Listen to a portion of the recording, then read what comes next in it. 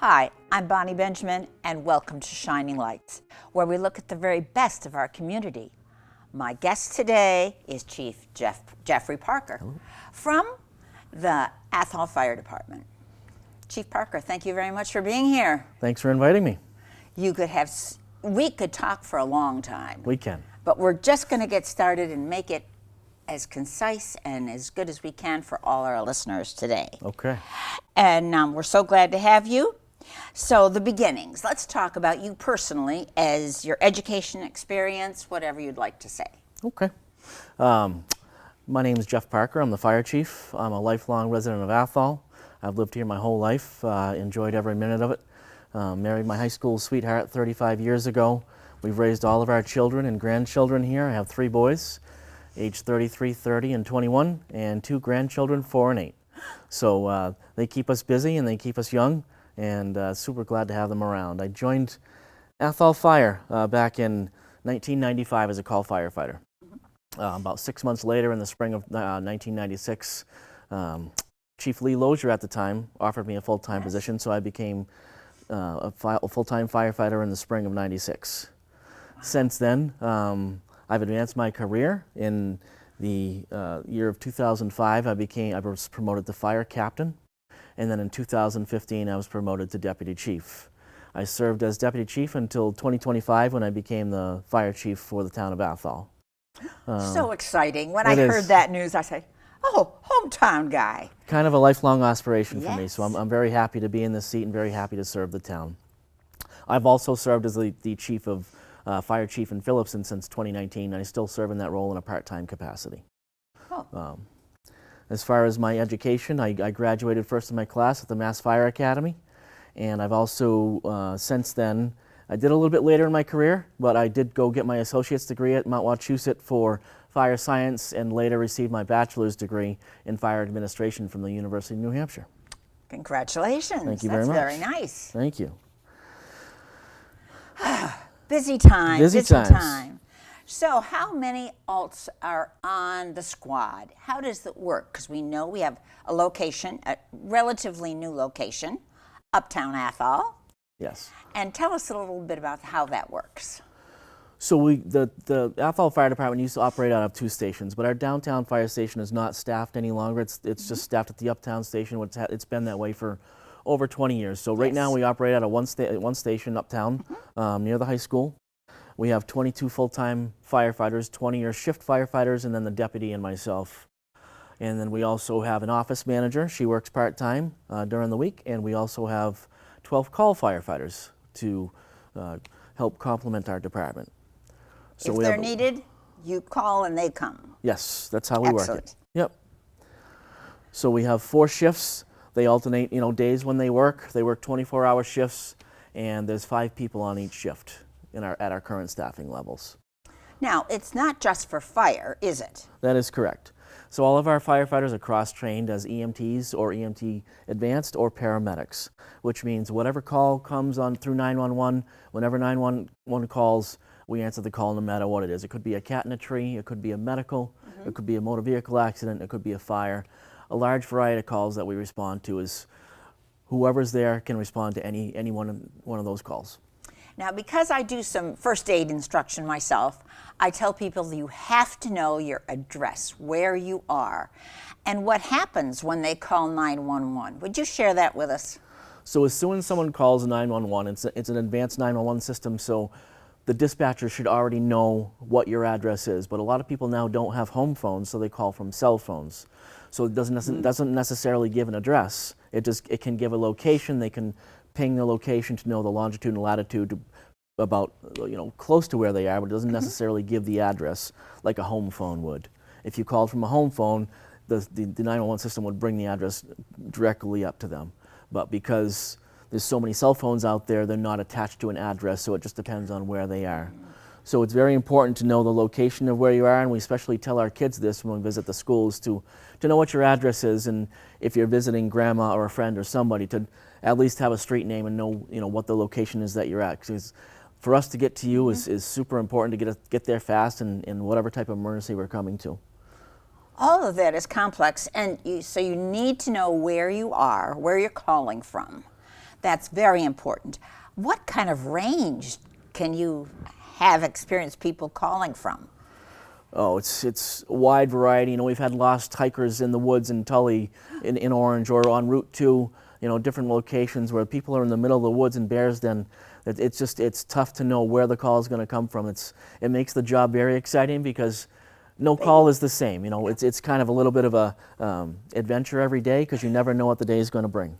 And you've got to know a lot about how big is the area that you sometimes cover.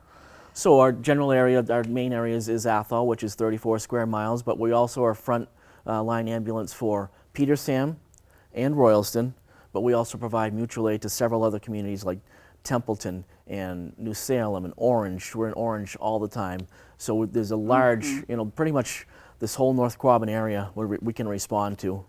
Yes, because in Orange, it's not too far away, but it's a big town. It is. Square miles. It is. Wise. And oftentimes when they're tied up on calls, we have to respond to cover their ambulance calls, and they do it for us, you know, on occasion too when we're not available. Yes. Yeah. It's interesting when people don't know where they are. Here, you know, we just go places and you've got your phone, like you said, you've got your phone, and then people don't know where they are. Very interesting. It is interesting. It happens on Route 2 a lot because there's not a lot of signage for towns on Route 2, so even sometimes the state police that may not be local, that don't live here, may not know exactly what town they're calling from. So sometimes we respond, and it might be a different town, and we still respond and then notify the other town when we get there, you know, that they should respond as well. You never know. You never know. Never know. So what else is a little history of the Athol, the fire department? You've explained it a little for us, but are there any monumental moments or times that have been critical to what you've done as a team? So the Athol Fire Department consists of, it's a combination department like I discussed. It's a full-time and call-time call department. So the call department is part-time firefighters that respond when the tones go off and we need them for calls. And you know, recently they've also been filling in for a lot of shifts that full-time people weren't available for, so the shifts were able to be filled. So we have a complement of both full and call department. Back when I first started, the call department consisted of upwards of 50 people. And now that number has dwindled down to 12. You know, back when I started, there was a lot of the factory workers or whatever that were able to come in and help out. The rules are different nowadays, and the training requirements are a lot steeper than they used to be. Tell us a little bit about that. If someone says, you know, I've always wanted to be a firefighter. So whether you're a full-time firefighter or a call firefighter, you have to attend the Mass Fire Academy Recruit Academy. It looks a little bit different for full-time firefighters because they go every day during the week, and that's their job while they're at the academy. Yes. The call department does their full-time job all day long, and they have to go at nights and weekends. And it's still a 240-hour program that they have to attend pretty much every class. They can't miss very many classes. Most of them are mandatory, and they have to pass that class to be able to continue with us as an employee. 240 hours? 240 hours as a call firefighter. Yes. So that's a commitment, and that scares some people off these days, and that's a big commitment, especially once you have a family and you have a full-time job. It's tough to get into. So the younger you can get into this field is the better for you when you don't have quite as many obligations at home or with family. Very exciting. Yes. And then how does it work? That if they give you a call, when they call your phone, if you're needed? Yeah, so we have the newer system we have now. We can hear it over our phones, or we can hear it through pagers or our radios. So if we have several different tones. If there's a medical tone, so if an ambulance goes out, we will do a separate tone. If it's a fire tone, it opens up that tone to the full department, so they'll know when a call comes in. It does. It sounds different, so you can tell as soon as the tone goes off. You can tell whether it's going to be an EMS call or some sort of fire call. I didn't know that. Call. I knew I'd learned a couple things. And that will allow them to come in and to help out on those calls, which we need quite a bit. We rely quite a bit on our call department as well as our full department, so it's great to have them as And they're involved. not there alone. No, they're not there alone. They're there to assist with the full-timers. The full-timers are usually the ones that will drive and bring the apparatus to the scenes, and then the call firefighters will meet them on the scenes to assist in whatever way is needed. Let's talk a little bit about the weather. You know, when we have emergency weather, that's included in your job too, isn't it? To be aware of weather and traffic incidents and major fire. Tell us all about those unique stuff. Weather can make things very unique for us, you know, whether it be heat-related emergencies or cold emergencies or ice emergencies. I know you're familiar with the ice jams we had several years ago. Yes. That caused lots of issues and power outages. The Halloween storm we had that caused a lot of problems and people lose power for several days. Well, all those calls come in and people need someone to help them because they don't always help them. And who are they going to call? They're going to call police and fire. So there's certain, you know, emergencies that we have to respond to that pile up, and it can make things very, you know, hard to deal with on our end, but also, you know, not that we don't want to help, but when that amount of calls comes in, it can be challenging with the staff that we have. But certainly something that I think that we've handled well in the past and will continue to handle well in the future. We practice and train on those kinds of things, so there's all sort of variety calls that we're available to respond to and look forward to assisting with. We have lots of woods in our area. We do. We have lots of it. How does that affect your job? Like, again, it can be challenging because a lot of times you don't know location. If someone calls in with a complaint of smoke in Bears Den, well, Bears Den is a pretty large area. There are fire towers around that can advise us where they might particularly see smoke. If there's someone that's generally in the area of the fire, again, we can use their phone coordinates to ping maybe a closer exact location of where that fire might be. And you know, same thing like for a lost hiker or something like that. If we're able to get some sort of coded longitude and latitude, it will bring us to that person or bring us to that emergency much sooner. But it can be a challenge because you can't always see where the problem is or where the exact location of the emergency might be. Tough, tough, tough all the time. Now, I know you've got a few things you want to talk about too. And what we want, before we finish the business part about this, is there anything that I've left out about, I know one thing, if someone's fallen out of bed and they can't get up, this sounds like an emergency to me. It is, and we go on lots of lift assists. Ambulance calls are 70% of our call volume, so that's the majority of our calls is to bring the ambulance to assist whether someone's sick or injured or just needs a lift assist. We respond to lift assists all the time just to help someone up off the floor that's not able to get up on their own or doesn't have family available that might be able to help them. So that's a call that we're used to. We do it all the time. There are several devices out there for the elderly that we, recommend that be used, whether it's a lifeline activation that Tell can us be about worn about that. as a bracelet or whatnot. So this is something that you can get through. I believe Athol Hospital has a program available that you can get these lifeline devices through, and it's just a simple button that you can wear as a necklace.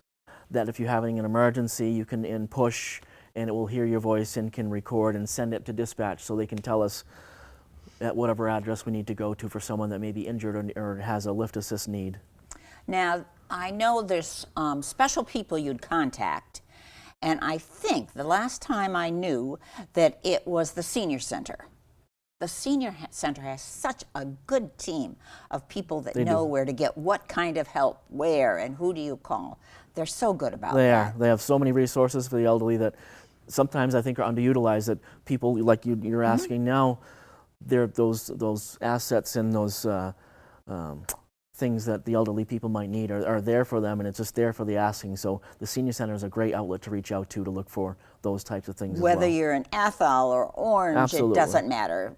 Even if it's where you can get a hold of them. That's correct. It's where you can get them at the right time. Now, what other things does a fire chief or all members of your staff, your crew, you don't call them staff, crew is good. Yeah. I've got to make sure I do that right, or they're going to call me Mrs. B. They're going to correct me on that. So what other things are involved in your day-to-day work? So a lot of my stuff and the deputy and my office manager, we do a lot more of the administrative work, the budget work, the bills, payroll, that kind of stuff. Just day-to-day management of the office, which is not the responsibility of the crews. The crew's responsibility are to do different things, take care of the calls, maintain the apparatus, clean the fire station, make sure everything, all of the equipment is ready to operate, to go out on that next call. So every day before the shift starts, at the start of their shift, they have to go out and check all the air packs, check the equipment, because you never know when that next call is going to come in or what it's going to be. So everything needs to be ready. So they do the maintenance and they do the cleaning of the apparatus and the fire station. They also respond on different types of things like inspections. When permits need to be issued, we go to houses to do smoke inspections or carbon monoxide inspections. We also, is that for a new house, or is this it can be for new routinely houses, for an old but one? whenever a house is sold in the town or in the state, but in the town is what we manage, we have to go and do a smoke detector inspection to make sure that meets code before the next buyers are able to move into that house. So we do a lot of inspections. Another thing that's available to the seniors and is home safety inspections. So we will go in and do home safety inspections and make some recommendations about what should be done. Maybe they're missing detectors, maybe they're under a little bit of a hoarding issue that might be a concern for them to be able to exit the house safely. So we try and involve them and educate them to safest ways to practice home safety, whether it be cooking safety or discuss the hoarding issues, or to discuss missing smoke and CO detectors, which we have a program that we work with the Red Cross with as well, to go in if you requested us to come in and install new smoke detectors and CO detectors free of charge. And these are battery operated detectors. We don't do the hardwire detectors. That's something you would need an electrician for. But if it's battery detectors that they need, we'll go into the house and install them for them, or change their batteries, or whatever they might need. So who do you find out? How do they find out about? Can they call the regular number, not 911, right? Correct. So 911 is a call for emergencies only. Our general calls line is 978-249-8275. So they can call that number, and they can also visit our website, which is atholfire.org. There's all sorts of good information on there, from what apparatus we have to who our staff is to what resources might be available. They can request a home safety visit. They can request an inspection. They can request a callback just for general information. So there's lots of resources out there that are available to the public. Home safety visit. We're paying attention to this. So when you call, or you're calling for a parent or a neighbor, it doesn't matter. It doesn't matter. They're not going to divulge your name or anything. Nope. It's you're going to ask, and it could be one of those. Before we're done today, you'll come up with those numbers and places again, please. Okay. Okay, atholfire.org, is that right? That is correct. atholfire.org. So if you're a neighbor, if you're a child, a young adult, and you're worried about a neighbor or something like that, you could call. You can absolutely call anytime. Fire department will respond to whatever type of call we get, and then we'll get there and assess the situation. And if it involves something more than what we can handle, whether it be an animal control officer, whether it be an electrician, we'll make recommendations to and try and help the people out whatever way we can. Because it's complex sometimes. It is. You don't It know is. someone has fallen. Well, at least come and try and point you in the right direction if we can. That's good. Yes. That's good. That's always good. So what else do you have to add about this? Especially that I was thinking about the river rat race and the forest fires. I'm thinking about those things too. I know they're on your list somewhere. They are. So we respond to a variety of things. River rat is a big day in town, as you know, so it's a big deal for us. We bring in quite a few staff that day to assist with river safety and with citizen safety in the town. We have ambulances on both sides of the town. We have apparatus set up all along the river, along with some of our mutual aid partners that assist us too. Peter Sam and Phillipston and Royalston all come into town, and then of course Orange. Everything ends there, so everything goes down that way. Everyone's there. River rat's a big deal, and it's something that we take very seriously, and try and make the safest event that we can. And we also try and be as active in the community as we can. We respond to Memorial Day events and Veterans Day events, and try to be respectful for our veterans that so deserve that respect. We do school visits. We have Fire Prevention Week in the fall, which we try and go there all week and make visits to most of the elementary classes. But we also try and visit other times throughout the year. My training captain, Jamal Hamilton, is in charge of that, and he takes care of scheduling those things. We also visit the preschools. We also visit the senior center and try and provide education there too as well. So there's a lot of different things that we try and provide to the community. And you know, for some of the older kids, one of the things we do, and we try and alternate every other year, is we do an event called Arrive Alive, and we do a demonstration at the high school to demonstrate. I know that one too. To demonstrate the dangers of drinking and driving and operating under the influence, and try and keep these, you know, these kids that are becoming young adults, and try and keep them as safe as possible, and let them know the realities and maybe the dangers of things that can happen if you drink and drive. The car was out in front of the high school this year. Yep, it's a very important symbol out there, and something that I hope the kids take seriously. Because it can be very dangerous. It can be. It can be, and you don't want to see them in a Definitely injured not. car. Definitely not. What else would you like to tell me? So some different things that we can do to provide for larger scale emergencies, because sometimes things involve more than just what Athol Fire can take care of for the town or maybe for the region. So we have a group, it's called the REPC, the Regional Emergency Planning Committee, and it involves about a dozen towns around us that we get together and meet on a quarterly or semi-annual basis and discuss different things about what does your town have for resources, what could you provide in the event that Athol had a major event, what could you bring to the table, or what could we bring to the table for you if that was, and so we involve all of our major contributors like the hospital and DPW and police and fire and, you know, even AOTV and That's right. We've certain been there. things that AOTV's can been there. provide a critical, you know, cog in the wheel to the problem that we're trying to solve, to get that information out there and to, Perfect. you know, your AOTV is a great partner for Athol Fire, so we appreciate you guys as well. Thank you very much. Well, I went to one of the training and I said, I didn't know that. I went to some training and it's just exciting, really, to know, oh, I didn't even think of how that fire would connect so many other things. Yes. Some of the other things that are available to the people in town that they may not be aware of is a program called Code Red. Code Red is something that can be signed up for on the town website, also the fire department website.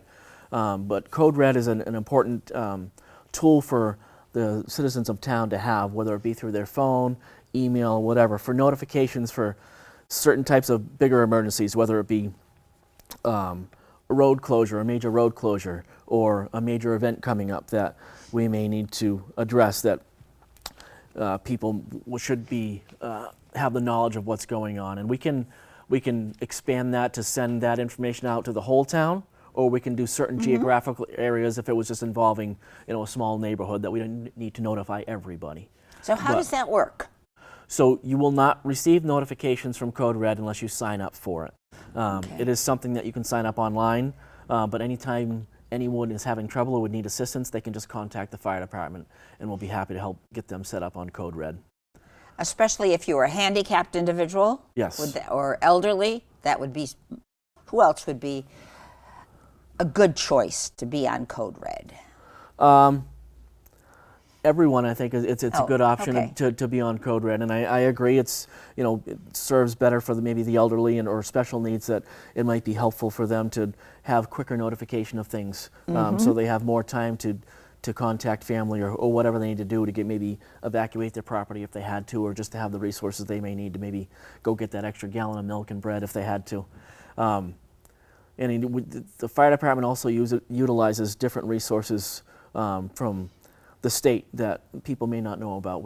If there was a suspicious package, so to speak, or there was maybe something that we weren't comfortable, maybe some fireworks or some old munitions from, you know, World War II that someone may be holding in their house, we can call in the bomb squad from the Mass Fire Academy, from the state police, and they'll come in and assist and take care of that problem and remove the things for us. And maybe there's other types of thing where there's a water rescue. We can call in the dive team from Northfield or from Winchendon. There's dive teams available around us to come in and assist. And there's also different, you know, specialty groups like High Angle Tech Rescue, firefighters that go and train on this stuff all the time and have specialized skills throughout the state. The hazmat team, we've had them in town. We've had all these groups in town to assist on different emergencies that maybe people aren't aware of. Wow, you have gone through so much. I'm hoping we only have a couple minutes left, Chief, and we'd like you to go through the contact information again. The contact information, who to call, those emergencies or those conditions that you think they don't call enough. They should have called, or any of this that people in our listening audience will want to hear one more time. So for any emergency, the number is 911. That's the number that people should call for an emergency.